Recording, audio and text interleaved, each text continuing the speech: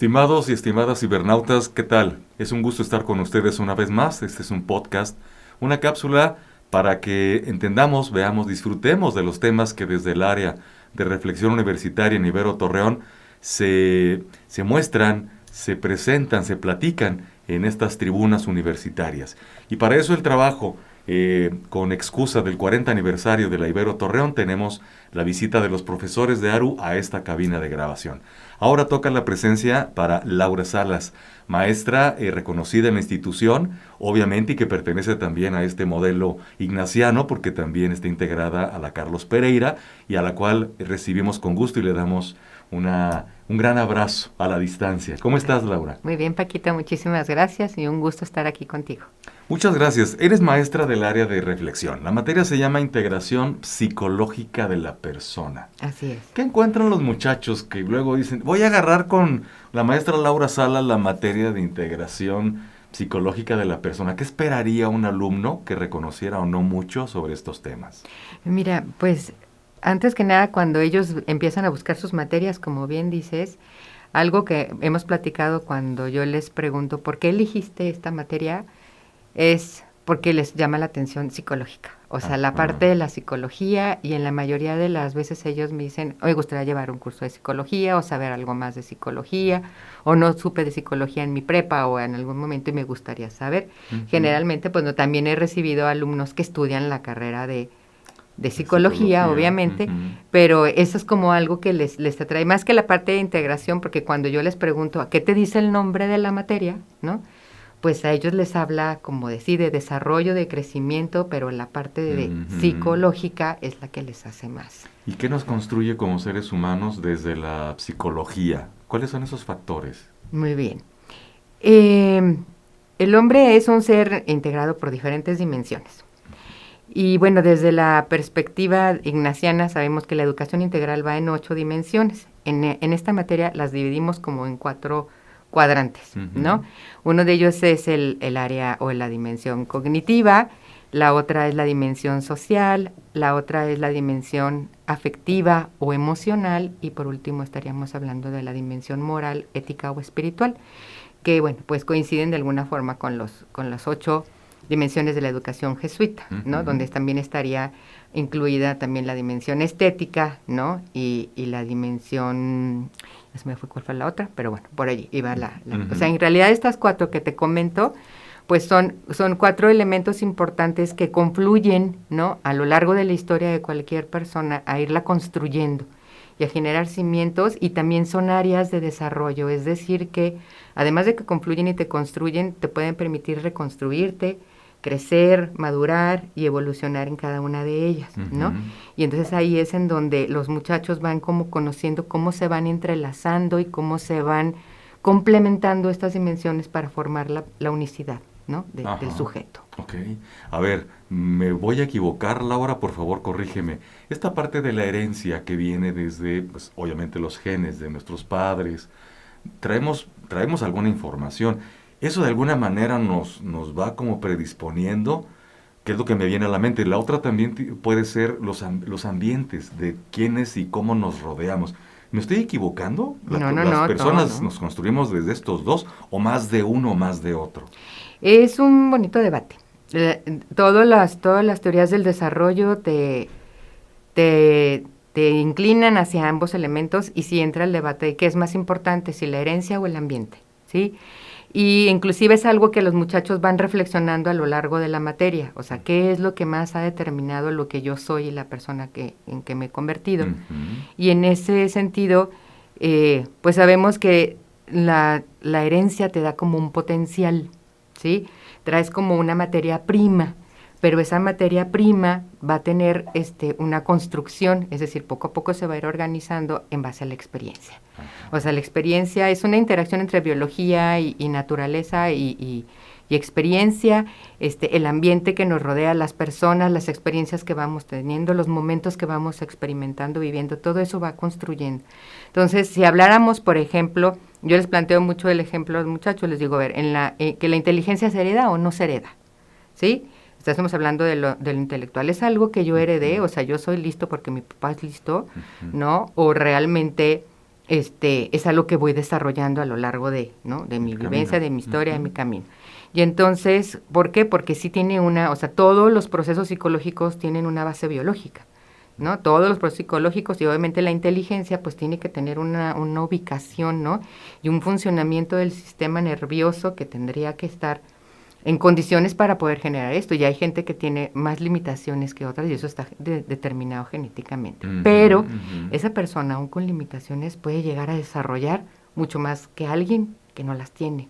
¿Gracias a qué? Al ambiente, a las experiencias, a la estimulación, ¿no? Y obviamente a la actitud positiva, a la actitud, a la disposición y al deseo, ¿no? De lograr y conseguir las cosas. Ay, qué interesante.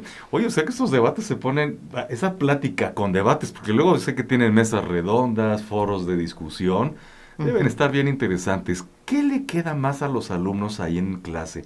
¿De qué se motivan más o qué les viene en cara? Porque a veces también son y pueden ser temas que para ellos son o nuevos o que les refuta esta parte personal de cómo están procediendo en su vida.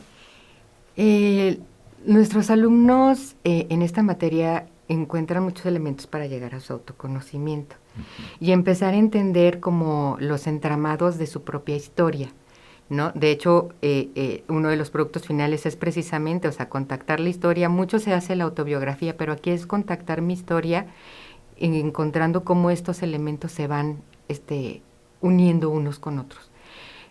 Cuando hablamos de personalidad, las diferencias de personalidad, el carácter, cómo se construye, de dónde viene, qué es aprendido, qué es heredado de alguna forma en el temperamento, etcétera. Entonces ellos empiezan a sentir como que empiezan a tener una comprensión mayor de sí mismos, que ese es uno de los objetivos más importantes de esta materia, ¿no? Que el joven se pueda entender, que pueda darse cuenta que en su vida y en su historia hay una estructura base, una estructura que, digamos, es como los cimientos, ¿no? Yo sí les pongo una imagen, ¿no? Siempre en mi clase, de una construcción y les digo, ¿qué es eso? Me dicen, son los cimientos de una construcción. Le digo, bueno, pues eso es lo base que está en tu personalidad, en tu historia, en tu desarrollo, pero lo demás tú lo vas a ir construyendo, ¿no? A tu gusto, a tu voluntad, ¿no? A tu deseo, a tu necesidad, ¿no? Y no todo está dado, o sea, todo puede ser susceptible o es potencialmente desarrollable, ¿no? Entonces, que ellos puedan darse cuenta pues de la gran riqueza que poseen como seres humanos, digo, sin dejar de ver que tienen una vida, una historia y un contexto, ¿no? Y que hay una emoción de realidad que está ahí, pero eso no quiere decir que ellos no puedan ser libres para tomar decisiones y para buscar todas aquellas cosas que los hagan crecer en lo físico, en lo cognitivo, en lo social y en lo afectivo, ¿no? Okay. Entonces, que puedan darse cuenta de eso. Y además, algo muy importante, cuando entramos a ver temas de personalidad y vemos pues algunas teorías y vemos cómo se desarrolla la personalidad y demás, ellos empiezan a entenderse a sí mismos y también entender, porque algunas personas actúan de tal o cual forma. Yo lo que les digo, si ustedes salen de esta materia sin juzgar a nadie, aprendiendo que todo tiene una explicación en la vida, en la historia de cada sujeto, entonces podremos tener una mejor interacción con los demás, ¿no? O sea, sin emitir juicios, sino siendo libres, pues, para poder darnos cuenta de que todo tiene una explicación, ¿no? Y que no sabemos qué vivió, qué sintió, qué experimentó una persona como para poder etiquetar o para poder en algún momento emitir un juicio. Entonces, digo yo, si ustedes lo lograron al salir de aquí y eso lo llevan a sus relaciones interpersonales, aceptan a las personas, intentan ser empáticos con su pensar, con su sentir, y obviamente a futuro, en su vida laboral, ¿no? O sea, en el mundo en el que están y en este mundo que como colegio, como universidad, perdón, colegio, porque también estoy en la Pereira, como una universidad jesuita que buscamos un desarrollo humanista, no somos una universidad humanista, pues en este sentido tenemos que potenciar a la persona, no nada más para sí, sino para los demás, ¿no? Claro. Que es una persona útil a la sociedad, y eso implica la relación interpersonal. Y la relación interpersonal también va a estar marcada en cuanto me conozco yo, porque si no empiezo a contaminar lo que está fuera de mí. Bien. Contestaste ya una parte de esto que quiero preguntarte todavía, que es esta formación en tus años de experiencia, descubriendo dentro de este modelo, tanto en preparatoria como en universidad. ¿Crees que realmente iniciamos una formación con los alumnos, que se llevan algo que a ellos les significa, que aunque no nos demos cuenta, años más adelante se van a decidir, van a enfrentar, van a llevarse algo que les ayuda para enfrentar su vida profesional, su vida personal. ¿Tú percibes que sí es así? Yo creo, sí, creo, confío y deseo que así sea. Algo que siempre les digo también a mis alumnos y a mis colaboradores es: nosotros sembramos, ¿sí? Y a veces nunca no vamos a alcanzar a ver en qué momento esto floreció, ¿no? No vamos a ver dónde está ni vamos a cosechar tal vez, pero sí está.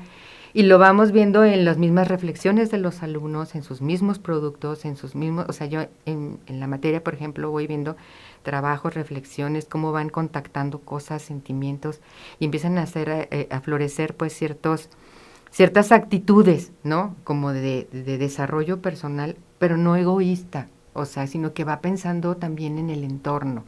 Si logramos eso, Paquito, o sea, si logramos que las personas realmente se envuelquen en lo que hablamos del servicio a los demás, ¿no? Con eso ya estamos del otro lado. Y yo lo que les digo a los alumnos, es porque llevamos una materia de ARU, ¿no? O sea, porque llevamos este tipo de materias. Entonces les digo, a ver, ese es el toque de una institución, de la Compañía de Jesús, ¿no? O sea, cualquier materia, cualquier universidad te puede dar X o Y materia, pero ¿cómo la damos? ¿Cuál es la intención? ¿A dónde te queremos llevar? Y unas materias formativas que van construyendo tu persona con ciertos valores, con ciertas ideologías y con ciertas perspectivas, tiene que florecer. Y es lo que nos hace diferentes. Claro.